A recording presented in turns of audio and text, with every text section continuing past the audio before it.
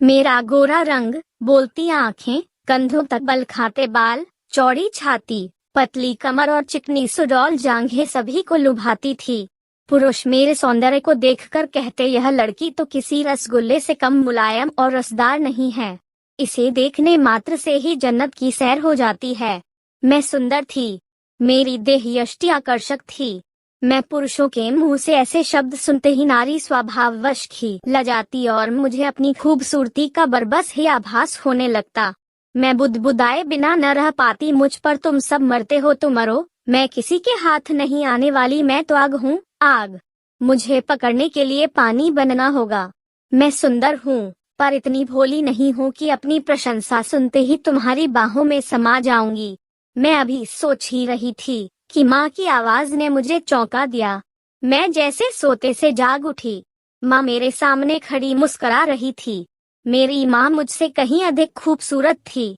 वह एक प्रौढ़ महिला थी, लेकिन देखने में 21-22 की ही लगती थी। वह अपने सौंदर्य और स्वास्थ्य के प्रति हरदम सजग रहती थी। वह अपने मुंह से कुछ कहती तो नहीं थी, किंतु उसके मन के भाव से अक्सर ही मुझे लगता कि वह वेदांत अंकल को पसंद करती है और पापा उसके अनुकूल नहीं हैं। वेदांत अंकल कहाँ से आते थे और मम्मी से उनका संबंध कब से था, इससे मेरा कोई मतलब नहीं था। इतने में मम्मी चहकती हुई बोली, बेटी तुम आज स्कूल नहीं गई? आज तो छुट्टी है।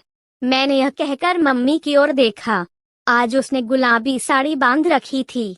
मम्मी पर गुलाबी कपड़े बहुत ही खिलते थे। उसका रूप उनमें और अधिक दमक उठता था। मुझे जहाँ तक मालूम था, मम्मी सजती संवरती तभी थी जब वेदांत अंकल घर पर होते थे या आने वाले होते थे।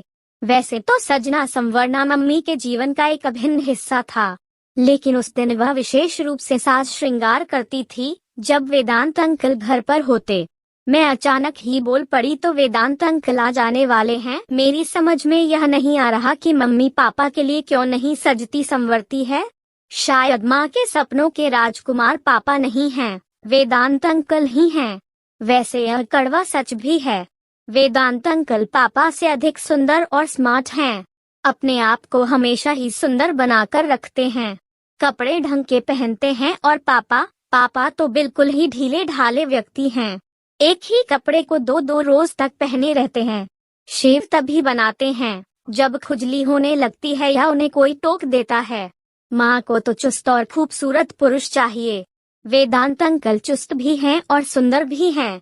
इसी बीच माँ ने मुझे टोक दिया, यह लड़की तो हमेशा ही कुछ न कुछ सोचती ही रहती है। जा अपनी सहेली माधुरी से मिला, वह तुम्हें कल याद कर रही थी। मैं अवाक रह गई। माँ मुझ पर आज इतनी मेहरबान क्यों है? अचानक ही मुझे माधुरी के घर क्यों भेजने लगी? आखिर माजरा क्या है? एक साथ मेरे मस्तिष्क में न जाने कितने ही सवाल उमड़ने घुमड़ने लगे, लेकिन मुझ में यह पूछने की हिम्मत ही नहीं थी कि तुम मुझे जबरदस्ती माधुरी के घर क्यों भेज रही हो? आखिर तुम्हारा इसमें क्या स्वार्थ है? खैर, माधुरी से मिलने के लिए तो बेताब मैं भी थी। मैं पैदल ही उसके घर चल दी।